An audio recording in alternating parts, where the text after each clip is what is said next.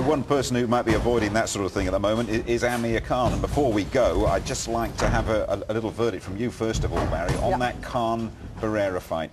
Well, you can only judge him on one fight at a time, and I have to tell you that he has come on in leaps and bounds. His performance against Barrera, despite the fact that the cut terminated things, I still think he would have won it by a landslide. He was boxing the head off Barrera. Barrera couldn't get close to him. A few times he caught him. I still worry about his vulnerability, and I still think the top guys will have too much power for him. But a great performance. How important was the cut in that fight from your point of view, Duke? Well, it played a significant part, the cut, because once Barrera was cut, he looked to, started crying a little bit, looked for some assistance from the referee, went back to his corner, but it did bleed profusely. Jim Watt said that quite a lot, didn't he, in the commentary.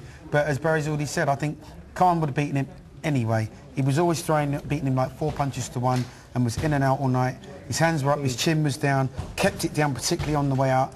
And, it's quite an impressive performance. But again, the jury's still out. When he takes that final step up to the World Championship, you've got some really good, strong, hard champions out there. Is he good enough to beat them? What improvements did you see following on his tuition from Freddie Roach, his new trainer? Well, I think the gloves were up higher. I thought he was creating angles beautifully. His footwork looked good, and there was plenty of confidence. But to reiterate what Duke said, it is a loaded division. There's some really talented fighters in there. It's going to be interesting to see who he's matched against next. It might be somebody who's been around for a while, maybe to somebody like Joel Casamay, or maybe to somebody like Michael Katsidis. But I think they'll avoid Marquez, because I think at the moment matchmaking is all about timing, and I think Marquez at the moment might still be a bit too much. Just briefly, do you think there could be an appetite for a rematch with Barrera? Well, I think there could be.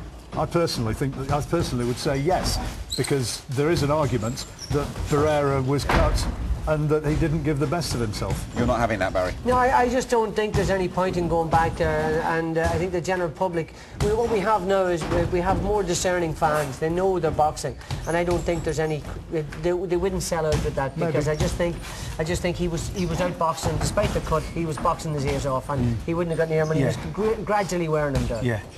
Barry, Duke, John, been great talking boxing with you as always. Thanks to you all.